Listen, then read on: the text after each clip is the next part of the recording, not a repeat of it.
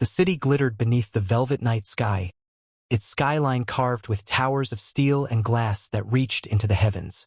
From the rooftop ballroom of the Regency Grand Hotel, laughter, music, and the clinking of crystal glasses spilled into the air. The annual charity gala for children's health was in full swing, a dazzling event where the wealthy flaunted their fortunes under the guise of generosity. Alexander Grant stood at the center of it all, a tall figure in an immaculately tailored tuxedo, his expression as polished and unreadable as the diamonds sparkling on the wrists of the women around him. He was known throughout the country as one of the youngest billionaires in the world of finance, a man who had turned risk into empire. Tonight, however, even with the admiration that followed him from table to table, he felt strangely hollow. His closest associates joked, "Another check signed, another reputation polished, Alex." Yet as he raised his glass of wine, Alexander found himself weary of the endless charades. He had built his empire brick by brick, deal by deal. Yet what did it mean to smile at people he didn't trust?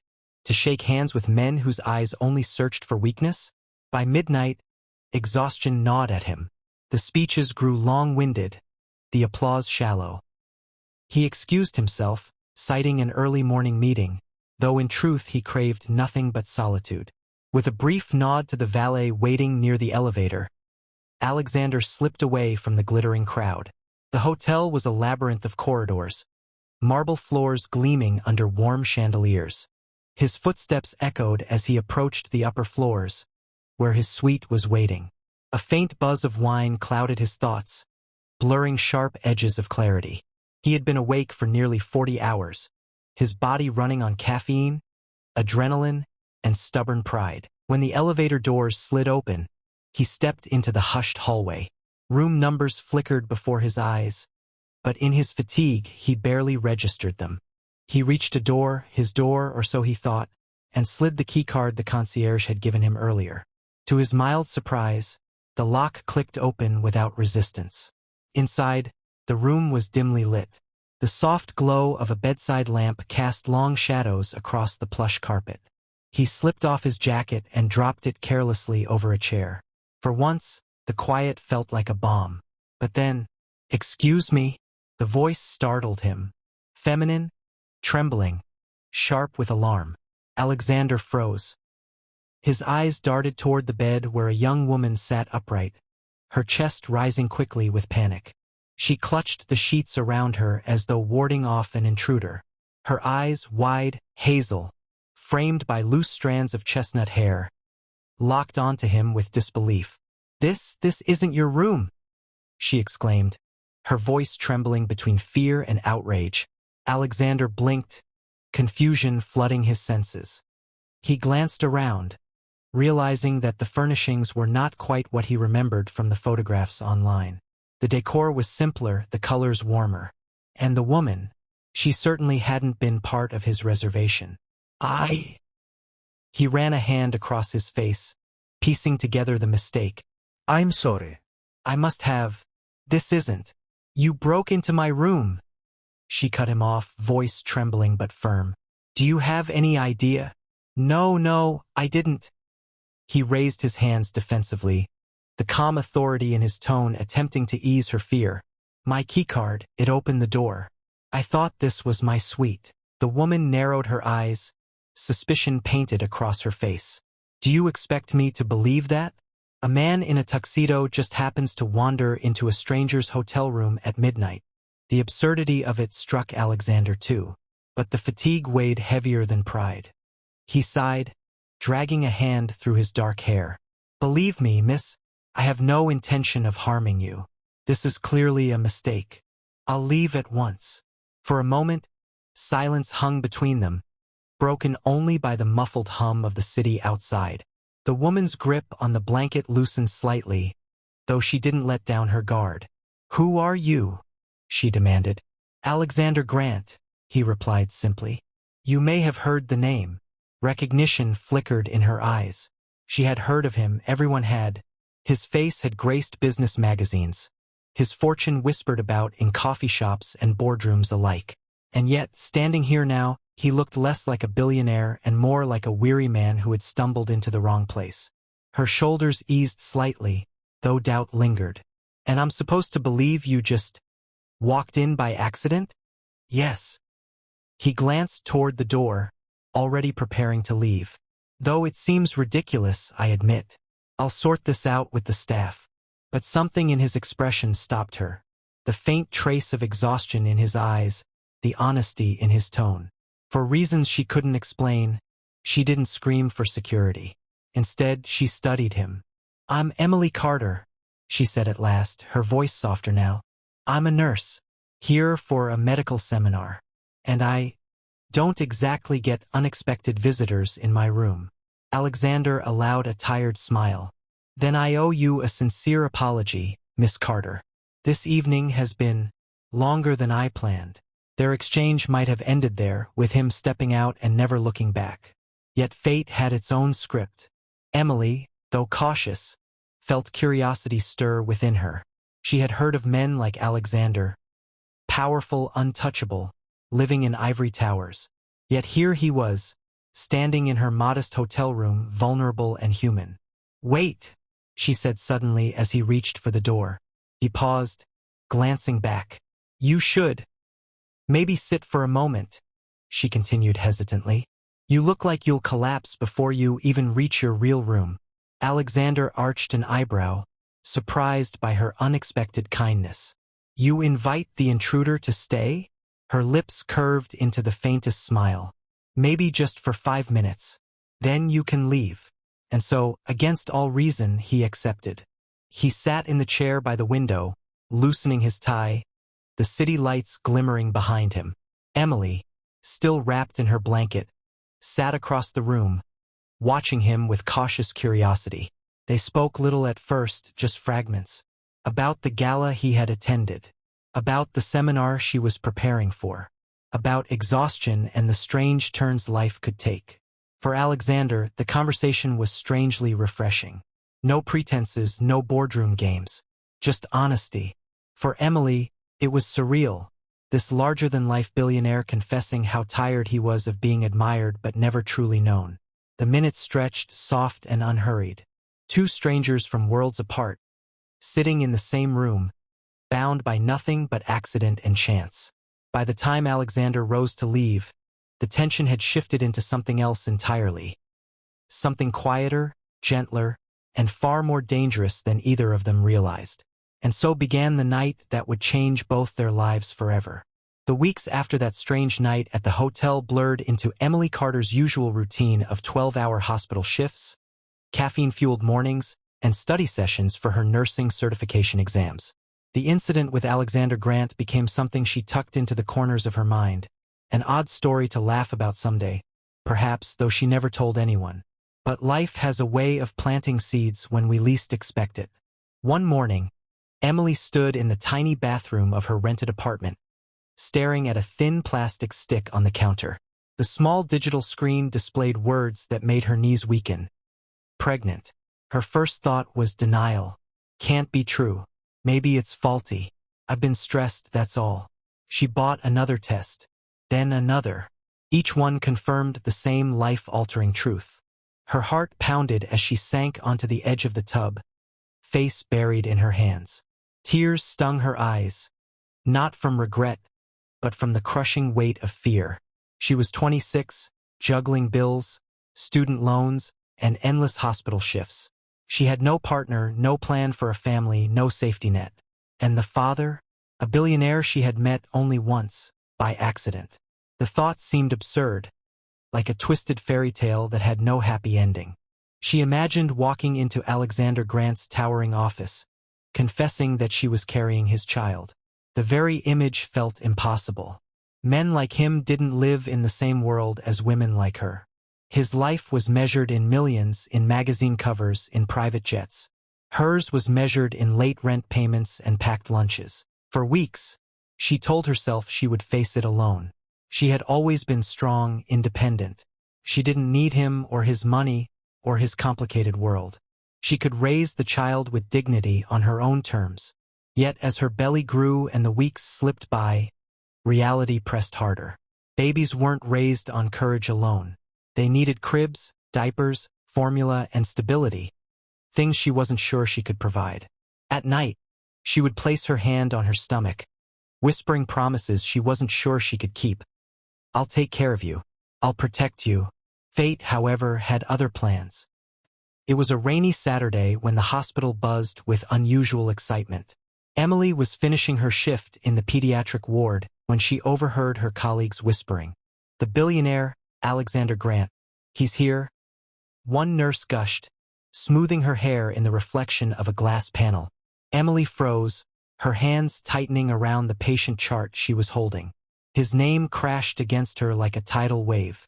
She hadn't seen him since that night. She hadn't planned to, and now he was under the same roof. Her pulse quickened as she followed the sound of murmurs toward the hospital's atrium.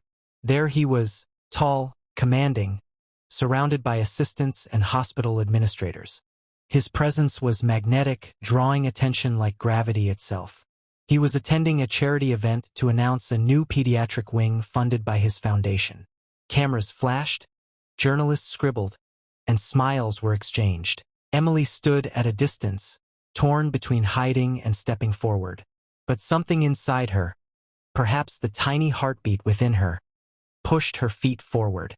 When the ceremony ended, Alexander turned toward the exit, shaking hands with doctors and donors. Emily's throat tightened as she whispered, almost to herself, "Mr. Grant." He stopped, turning at the sound of her voice. Recognition flickered across his face, followed by surprise. "Emily?" For a moment the world fell away. He remembered her, the young nurse in the hotel room, the woman who had shown him rare kindness when he had expected fear or scorn. I need to talk to you," she managed, her voice trembling. Concern creased his brow as he gestured for his assistant to give them space. They stepped aside into a quieter corridor. The fluorescent lights hummed above them, reflecting off the sterile walls. Alexander studied her carefully. "You look pale. Are you all right?" Emily swallowed hard.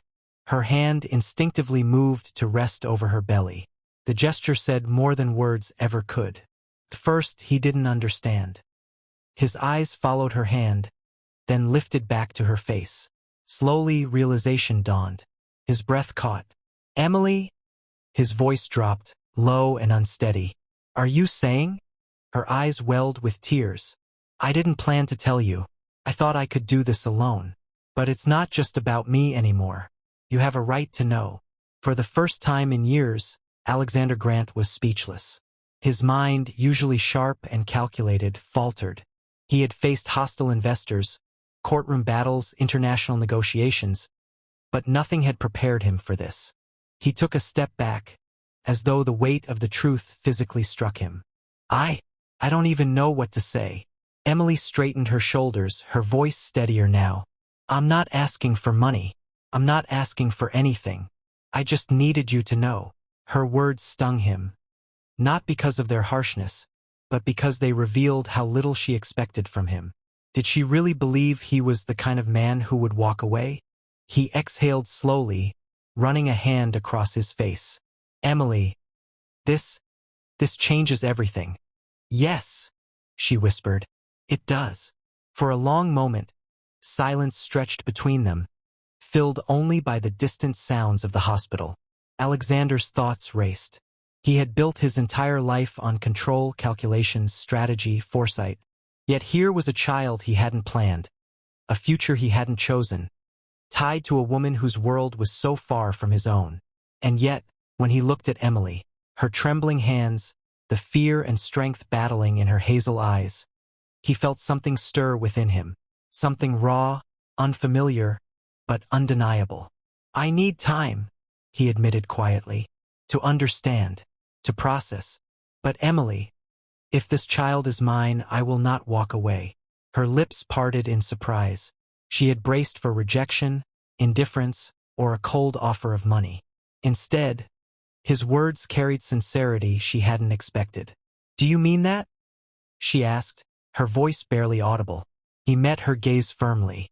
"Yes, I don't make promises lightly, and I don't abandon what's mine."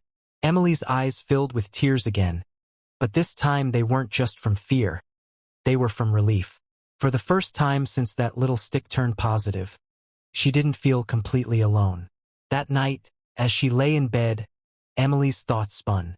She still didn't know what kind of father Alexander would be, or if their lives could ever align.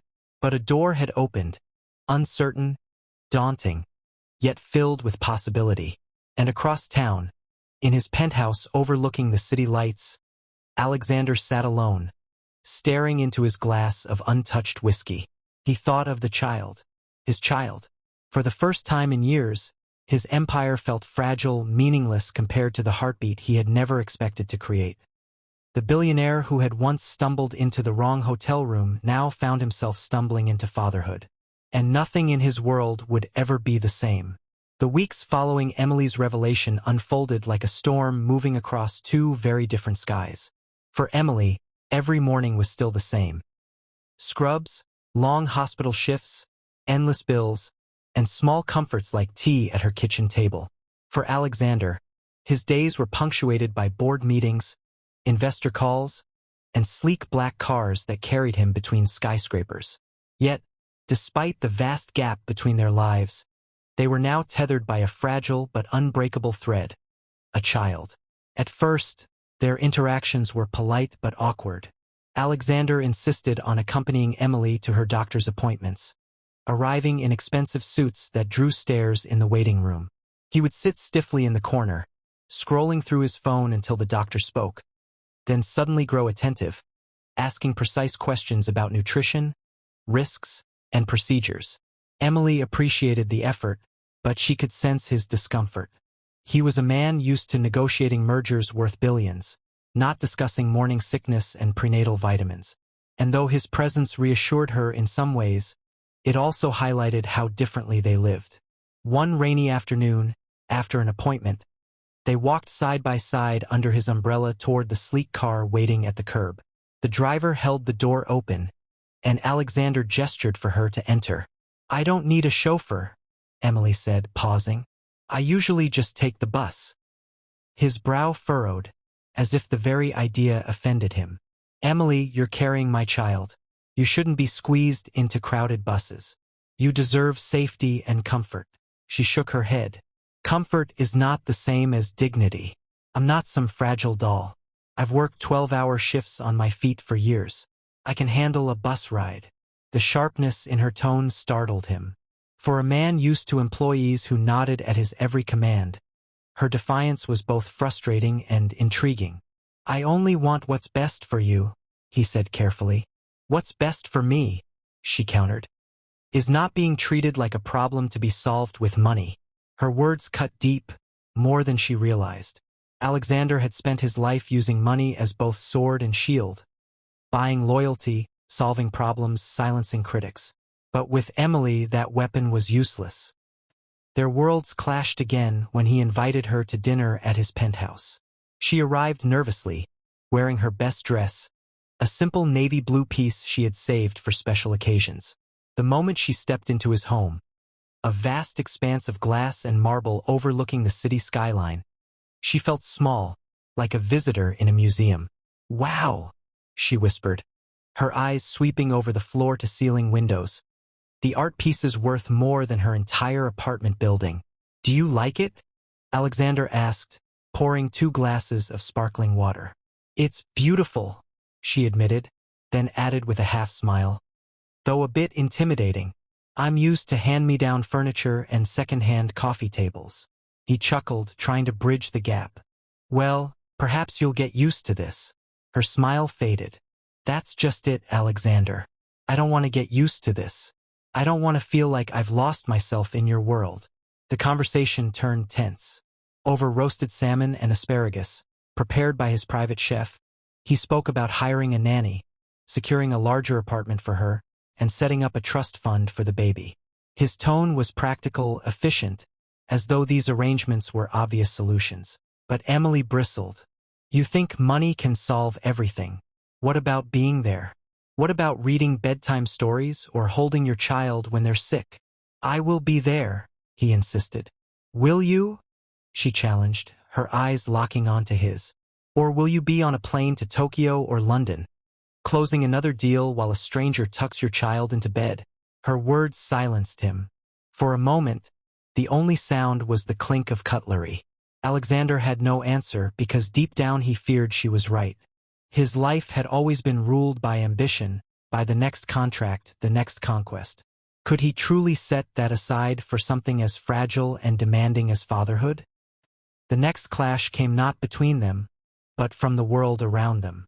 When news leaked, through gossip as it inevitably did, that Alexander Grant, billionaire, was tied to a nurse expecting his child, society reacted with cruelty. Tabloids splashed headlines like, "From scrubs to riches? Nurse hooks billionaire and Grant's heir. Love or scandal?" Emily found herself hounded outside the hospital, cameras flashing as she tried to shield her face. At work, whispers followed her down hallways. Colleagues who once respected her now eyed her with suspicion or envy. One evening, she burst into tears as she sat on her worn couch, clutching a newspaper. When Alexander arrived, she thrust it at him angrily. "Do you see this? Do you see what they're saying about me? About us?" Her voice broke. "They think I'm some gold digger who trapped you." His jaw tightened as he read the headline. Rage simmered beneath his calm exterior. "I'll handle this. I'll sue every paper, silence every rumor." "That's not the point," she cried. "You can't buy respect for me, Alexander. I have to live with these looks, these whispers. I didn't ask for this." He stepped forward, his hand gently brushing her tear-streaked cheek. "Emily, I know this is hard, but I won't let them destroy you." Her eyes softened, but pain lingered. "Then don't just fight with lawyers and money. Show them. Show me. Be more than a billionaire with a scandal. Be a father. Be real." It was then that Alexander realized the true clash wasn't just about money versus modesty, or luxury versus simplicity. It was about values. Emily wanted authenticity, presence, love. He had always relied on power, wealth, and control. Could he bridge that gap? He wasn't sure. But as he looked into her eyes filled with both strength and vulnerability, he knew one thing. He wanted to try. And so, amid the tension, the arguments, and the whispers of a judgmental world, something deeper began to take root. Not love yet, not fully, but the fragile beginnings of trust, born out of conflict. Because sometimes worlds must clash before they can learn to coexist. Change, Emily knew, was never easy. Yet over the months that followed, she began to notice subtle shifts in Alexander. Shifts that surprised her, that sometimes frustrated her, and at other times left her quietly moved. The billionaire who once lived in penthouses and boardrooms now found himself seated in crowded clinic waiting rooms, surrounded by ordinary parents-to-be.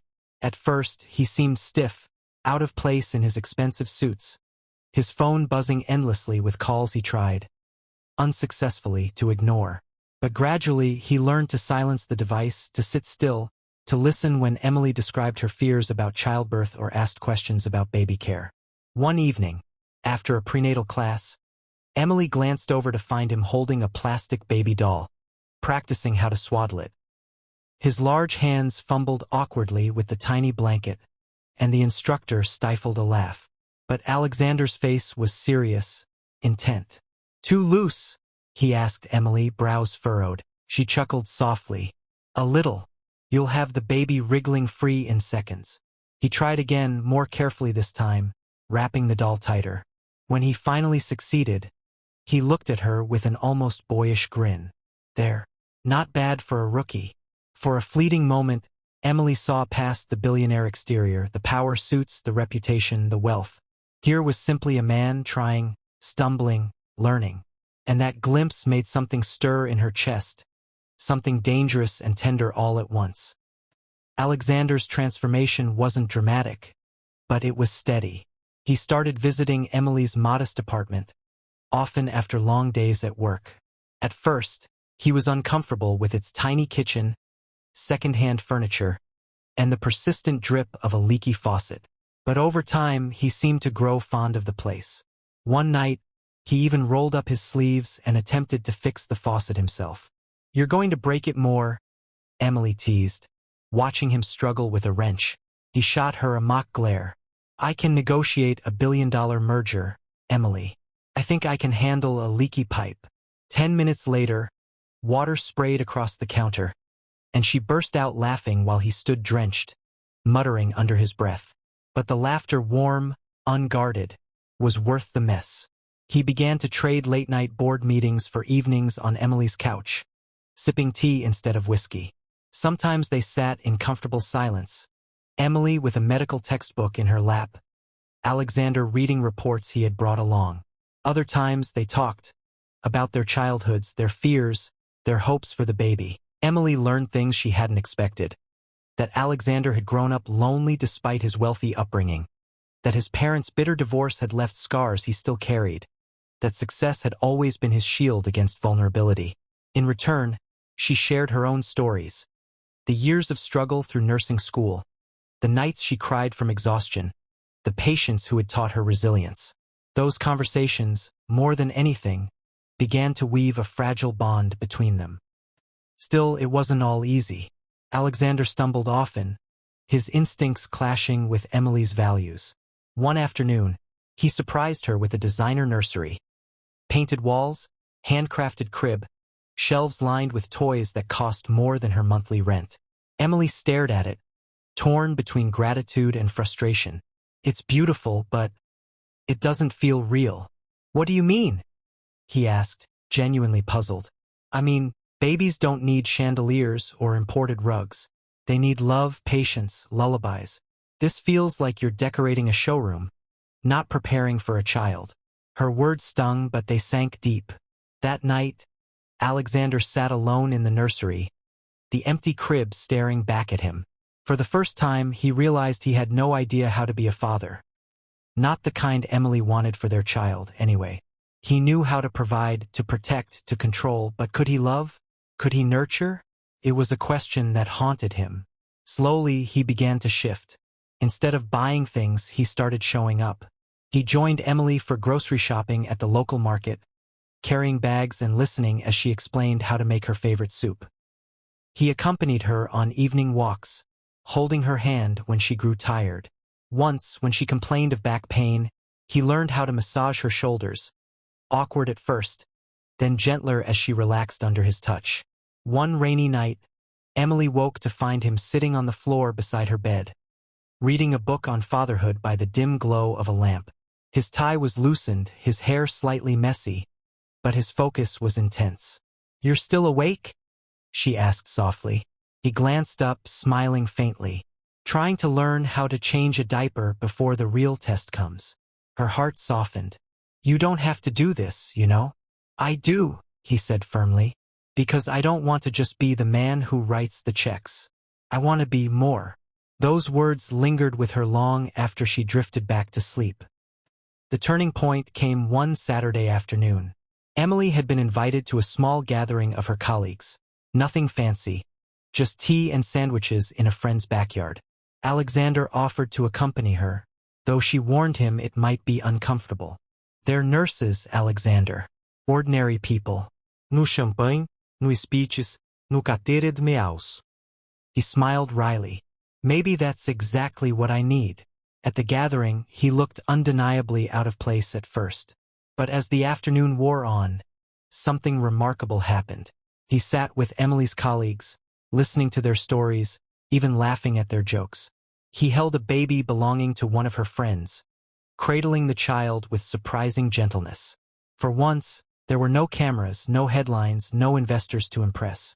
Emily watched him from across the yard, her chest tightening with an emotion she hadn't expected: pride. Pride that this man, who once belonged to a world so far from hers, was learning to belong in hers. Later, as they walked home, Alexander slipped his hand into hers. "You were right," he admitted quietly. This felt real." She smiled, her eyes glistening. "That's all I've ever wanted, Alexander. Real." By the time Emily entered her final trimester, the change in him was undeniable. He was still a billionaire, still a man of influence and power, but with her, he was different, softer, present. He read baby books, practiced lullabies under his breath, even attempted to cook dinner, with mixed results. He held her hair back when morning sickness returned unexpectedly, rubbed her swollen feet after long shifts, and whispered reassurances on the nights she woke trembling from nightmares about labor. And with each act, small or grand, Emily's walls began to crumble too. She no longer saw just the billionaire who had stumbled into her hotel room. She saw a man who was trying imperfectly, clumsily, but wholeheartedly, to become the father of her child. And perhaps something more. Love didn't sweep over them in one grand gesture. It crept in quietly, in laughter shared over burnt pancakes, in long walks under starlight, in the warmth of his hand steadying hers. It was in those moments that Emily realized transformation was possible. Not just for him, but for both of them. Because love, after all, is not about perfection. It is about showing up, again and again, even when the world thinks you don't belong together. And Alexander Grant, the billionaire who once measured life in profits and power, was beginning to measure it in something far more precious. Moments of love, fragile but real. The final weeks of Emily's pregnancy arrived like the slow ticking of a clock that seemed both urgent and endless. Each day, her body grew heavier, her steps slower, her emotions more fragile. Alexander, once a man who thrived on schedules and control, now found himself at the mercy of unpredictability. Doctors' visits, sleepless nights, and the ever-present fear of the unknown. For the first time in his life, no deal, no amount of money, no powerful connection could guarantee success. Birth was a journey no contract could dictate. And yet, as the day drew nearer, he felt something he hadn't felt in decades. Hope. It was a stormy night when it began. Emily woke with a sharp pain that cut through her abdomen, stealing her breath. She gripped the sheets, whispering, "Alexander." He was beside her in an instant, panic flashing across his face. "What is it? Are you?" Another contraction silenced her answer. She nodded, sweat breaking across her forehead. "It's time." The drive to the hospital was a blur of rain-slicked streets and pounding hearts. Alexander's hand never left hers. His voice steady despite the terror in his eyes. "You'll be all right, Emily. I'm here. I promise." At the hospital, the sterile halls were filled with hurried footsteps and clipped voices. Emily was wheeled into the maternity ward, her breaths coming in ragged gasps. Alexander followed close behind, his usually commanding presence reduced to nervous pacing and whispered prayers. Hours stretched into what felt like eternity. He sat by her side, wiping her brow, whispering encouragement when her strength faltered. Gone was the billionaire with icy control. Here was simply a man, terrified yet determined, holding on to the woman who had changed his life. "Alexander," Emily gasped between contractions, gripping his hand with surprising force. "I can't." "Yes, you can," he said fiercely, brushing damp strands of hair from her face. "You're stronger than anyone I know, and I'm not leaving you. Not now. Not ever." Her eyes locked onto his, and for a fleeting second, pain gave way to trust. She believed him. Then came the moment that shattered and remade him. The piercing cry of a newborn filled the room. Emily collapsed against the pillows, tears streaming down her cheeks, as the nurse placed the tiny bundle in her arms. Alexander stood frozen, staring at the fragile life wrapped in a hospital blanket. His chest constricted with emotions he had never known. Fear, awe, love so fierce it almost broke him. When the nurse gently offered the baby to him, his hands trembled. I don't know how. Just hold him," Emily whispered, her voice weak but filled with warmth. And so he did. For the first time in his life, Alexander Grant held his child. The baby's small fingers curled instinctively around his, and something inside him shattered. A wall he hadn't realized he'd been holding all his life. Tears blurred his vision. He lowered his head, whispering, "I'll never let you down. I swear it." Emily watched him, her heart swelling. In that moment, she knew. This wasn't just a billionaire holding a child. This was a father. The days that followed were a whirlwind of sleepless nights and quiet discoveries. Alexander stayed at the hospital, refusing to leave Emily's side. He learned to change diapers clumsily at first, then with growing confidence. He rocked the baby to sleep in the middle of the night, humming lullabies in a voice softer than Emily had ever heard. One morning, Emily woke to find him asleep in the hospital chair, the baby nestled against his chest. His suit jacket was wrinkled, his hair mussed, but his arms cradled their child with a tenderness that made her eyes sting with tears. It was then she realized. This man, once so distant, so untouchable, had chosen to stay. Not because of obligation, not because of wealth or appearances, but because he wanted to. When they finally brought the baby home, Emily expected Alexander to retreat into his world of business. Instead, he surprised her. He insisted on installing the crib himself, fumbling with screws until Emily laughed and helped. He traded late-night board calls for late-night feedings, keeping a bottle ready so Emily could rest. He even wore the baby strapped to his chest in a carrier, pacing the living room as he muttered about stock prices to the tiny audience who responded with nothing but soft coos. To the outside world, it might have seemed absurd. A billionaire pacing a modest apartment, burping a baby while discussing mergers. But to Emily, it was everything. Still, doubts lingered. Emily often wondered if this new version of Alexander could last, or if one day he would slip back into his old life, leaving her behind. One evening, as they sat on the couch with the baby sleeping in her arms, she finally voiced her fear. Alexander, what happens when the novelty wears off? When the headlines fade and the reality of this life sets in? He turned to her, his gaze steady. Emily, this isn't novelty. This isn't a scandal or a phase. This is my life now. Our life. Her eyes searched his, needing to believe. He reached out, gently brushing a tear from her cheek. You and this little one. You've given me something I never knew I needed. A home. A reason beyond numbers and power. Do you think I'd ever give that up? Her lips trembled as she whispered, I'm scared. So am I, he admitted, his voice raw. But I'd rather be scared with you than safe without you. And in that confession, something shifted. Fear gave way to faith and uncertainty to love. Months passed, and their life was far from perfect. There were arguments, sleepless nights, moments of exhaustion so deep they thought they'd collapse. But through it all, they were together, two people from different worlds, united by the child who had brought them here. One evening, as Alexander rocked the baby by the window, the city lights twinkling in the distance, he turned to Emily with a soft smile. Funny, isn't it? He said. All my life I thought success meant skyscrapers, yachts, power. And yet, the greatest thing I've ever done is right here, in my arms.